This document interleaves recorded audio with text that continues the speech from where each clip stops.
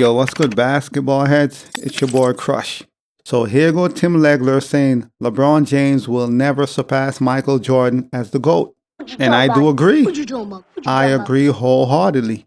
LeBron will never be GOAT. I mean, he could walk around, self-proclaim all he wants. You know, he could convince himself and all his followers and loyalists, and that's fine. But the real ones know it's been over. It's been over years ago. The man is still swinging at the air, he's trying his best, but it's been over, and it's never been close. And anyone who have followed basketball, followed LeBron's career, followed Mike's career, or you saw Mike, you know what's up. And this is not trying to take away from LeBron James' greatness. He's great. But is he GOAT, like number one great? No, he's not. So this is what Tim Legler had to say. He is cemented at 2. As far as any list you can create, he's cemented at 2. There's no movement there. He's not getting caught from behind anytime soon. And there's nothing he can do to make up ground with Jordan. I beg to differ as far as number 2. On my list, LeBron is number 4 or 5. It's between LeBron and Magic. Kareem is ahead of LeBron. Kobe Bryant is ahead of LeBron on my list. He's not ahead of Kobe or Kareem. So it's Jordan, Kobe, Kareem, or Jordan, Kareem, Kobe, whichever. But LeBron is 4 or 5 on my list. Can he move up on that list? Of course. But he would have to win more championships, more MVPs. He would have to do a little more. Can he overtake Jordan at number 1? Impossible. It's just not possible. When you compare their resumes, it's just not possible. 6 championships, 0 losses. 4 championships, he lost 6 times. 10 scoring titles, 1 scoring titles. 6 finals MVPs, 4 finals MVPs. 5 regular season MVPs, 4 regular season MVPs. Defensive Player of the Year, All NBA. I mean, when you compare them, it's impossible for you to place LeBron ahead of Jordan or even entertain the thought of him having a chance to surpass Jordan.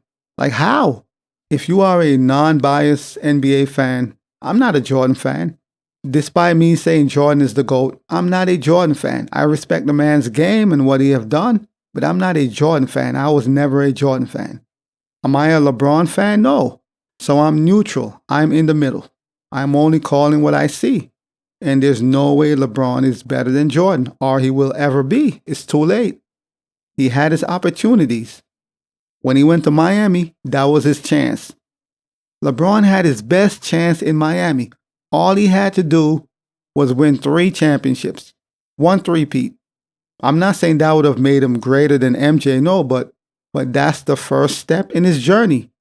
3-peat once, LeBron, just 3-peat once. He was unable to do it. Even though he gave you the speech, not 1, not 2, not 3, not 4, not 5. Obviously, he was caught in the moment, but the man calls himself a championship. Dwayne Wade showed up. Chris Bosh showed up.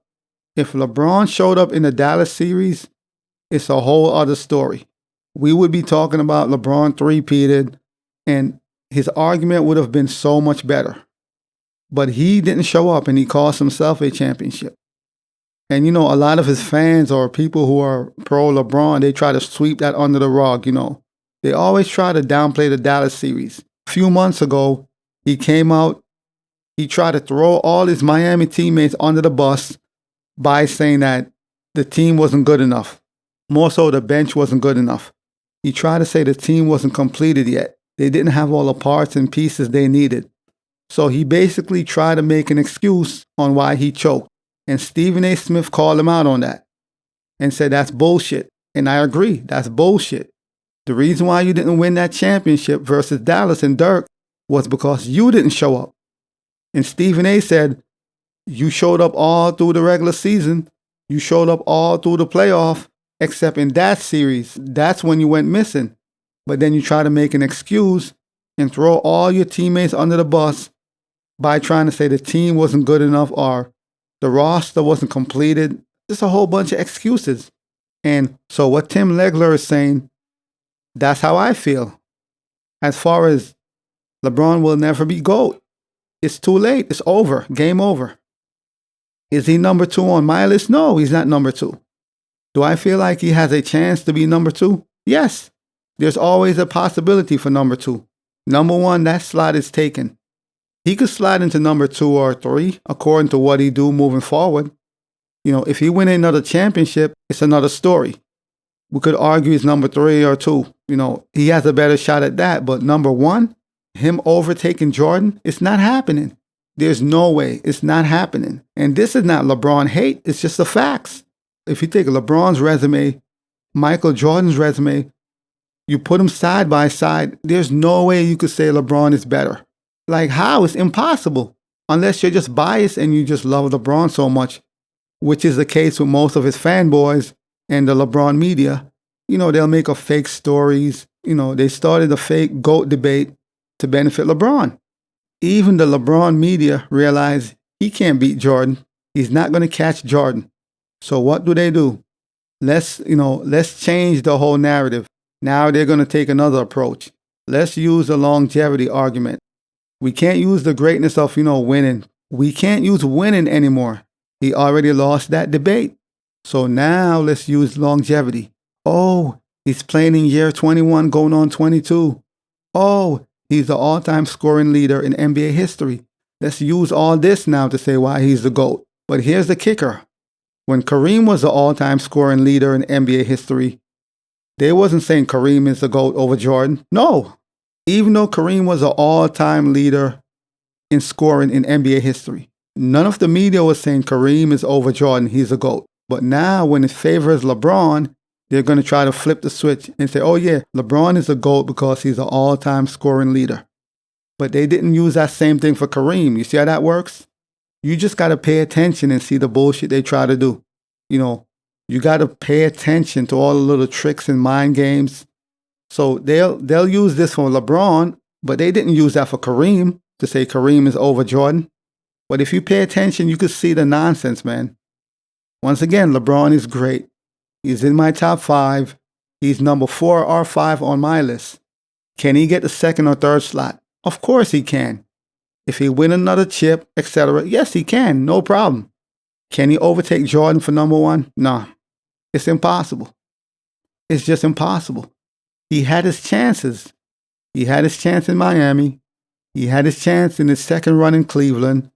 He had his chance when he first went to LA and they traded for Anthony Davis. They won the bubble chip. He had his chance. All he had to do was win 2 more chips. Win the bubble chip, win 2 more chips. Or at least win a 2nd chip after the bubble chip. That would at least help his argument. But he wasn't able to do that. So now they're trying to change the whole narrative. They're going to use a longevity argument. He's playing in year 80. Look what he's doing. It's never been done. He's still dunking at 45. Oh my gosh, he's the GOAT. No, he's not. I will say this much.